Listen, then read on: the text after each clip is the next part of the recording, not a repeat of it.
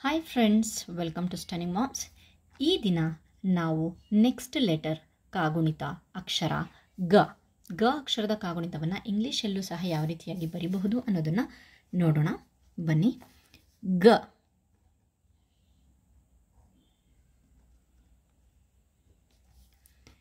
ಗ ಗಿ ಗಿ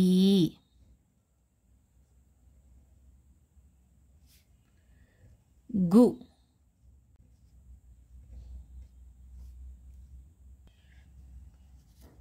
ಗ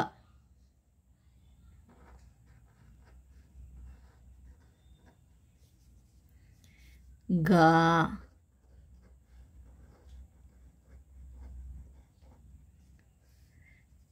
ಗಿ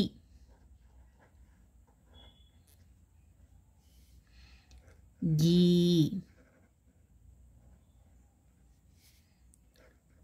ಗು. ಓಕೆ, ನೆಕ್ಸ್ಟ್ ಲೆಟರ್ ನೋಡೋಣ.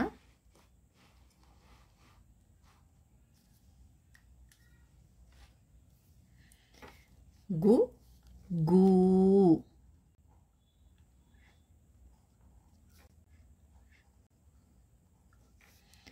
ಗೃ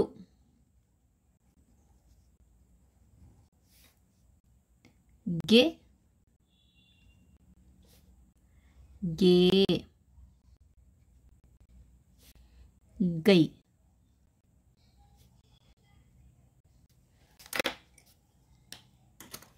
ಓಕೆ, ಇಂಗ್ಲೀಷಲ್ಲಿ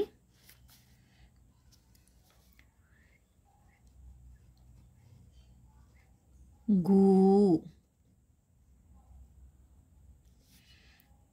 ಗೃ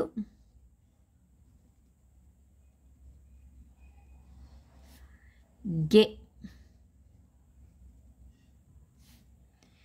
ಗೆ. ಈ ರೀತಿಯಾಗಿ ಮೇಲೆ ಗೆರೆ ಹಾಕೋದ್ರಿಂದ ಅಲ್ಲಿ ಎಳಿಬೇಕು ಅಂತ ಹೇಳ್ಬಿಟ್ಟು ಅರ್ಥ ಆಗುತ್ತೆ. ಸೊ ಇಲ್ಲೂ ಸಹ ನಾವು ಅದೇ ರೀತಿಯಾಗಿ ಮಾಡಬಹುದು. ಇಲ್ಲಿ ಗ ಅಂತ ಬರೆದಿದ್ದಿಲ್ವಾ, ಇಲ್ಲಿ ಈ ರೀತಿಯಾಗಿ ಬರೆಯೋಕ್ಕಿಂತ ಬರೆದ್ಬಿಟ್ಟು ಇಲ್ಲಿ ಮೇಲೆ ಒಂದು ಗೆರೆ ಹಾಕಿದ್ರೆ ಎಳಿಬೇಕು ಗ ಅಂತ ಹೇಳಿಬಿಟ್ಟು ಅದು ಅರ್ಥ ಕೊಡುತ್ತೆ. ಓಕೆ, ನೆಕ್ಸ್ಟ್ ಗೆ ಗೈ.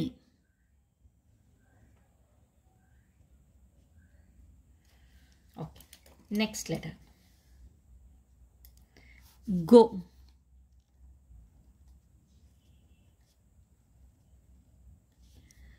ಗೋ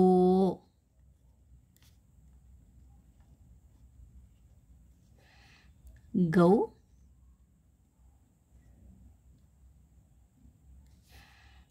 ಗಮ್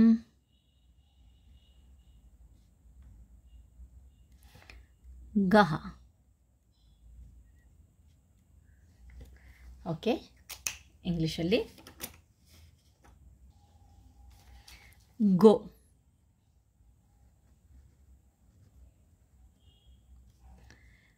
ಗೋ. ಇಲ್ಲೂ ಅಷ್ಟೇ ಮೇಲೆ ಗೆರೆ ಹಾಕ್ತಿದ್ದೀನಿ, ಅಂದರೆ ಆ ಸ್ವರವನ್ನು ನಾವು ಎಳಿಬೇಕು ಅಂತ. ಗೋ ಗೌ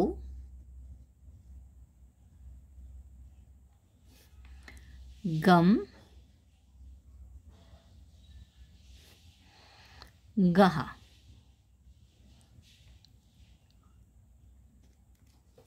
ಓಕೆ, ಮತ್ತೊಮ್ಮೆ ಎಲ್ಲ ಅಕ್ಷರಗಳನ್ನು ಓದೋಣ.